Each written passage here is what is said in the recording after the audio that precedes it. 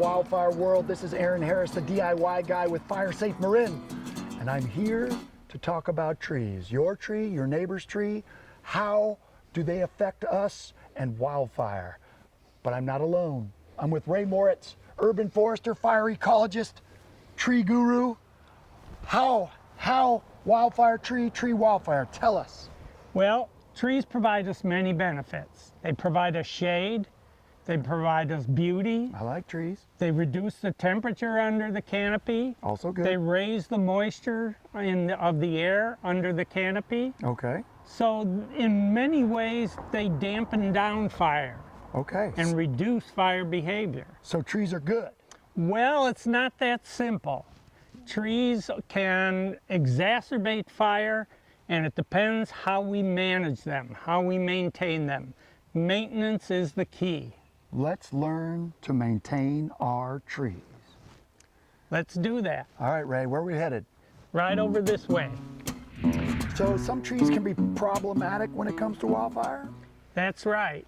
Huh. What's our situation here? Well, we have a pine tree here, and it has a lot of fine material.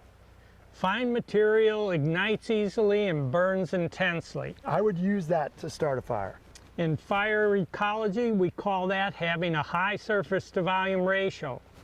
Whereas this plant here, English laurel, has stout twigs and big lush leaves. It's harder for the fire to drive off the moisture and ignite this. So around our property, we want to get rid of the high surface to volume ratio plants and emphasize the low surface to volume ratio plants. How would you protect this pine here? What would you do? You can keep the pine as long as you maintain it correctly. Maintenance is the key. Okay. You want to limb it up. Okay. And trees are often the victim of the plants around them. Okay. So you want to clear these high surface to volume ratio plants like this tea tree here. Yep. And that'll help protect the pine and keep it from igniting. Spend some time getting rid of all this tinder, the pine needles they've dropped, and that'll be safer. Absolutely. Let's check out what else is happening in this yard, and let's learn some more, Ray. Yeah, let's take a look right over here. Let me show you this, Arann. This plant here has a lot of problems in a fire. And it has fine twigs, and if you take those leaves and crush them, you'll smell the volatile oils in the leaves. That makes it more flammable. Also, it has a subcanopy of dead material. This dead material loses its moisture more quickly than living tissue and makes it more available to a fire. So this plant, in its condition, can burn quite intensely. Perfect situation to ignite inside, and then it's got built-in lighter fluid on the outside. Would you remove this? What would you do with it? Well, not necessarily. Well, I might want to clean up that dead material and get it out of there and regularly maintain it and separate it from other plants so you don't have a continuous bed of fuel. Spreading, spreading, spreading. I am ready to work. I've been carrying this sword, this saw. Show me what I got. What are we going to do next, Ray? Let's go right over here and we'll talk about ladder fuels. Whoa, look what we have here. Where do fires typically start? Along roads.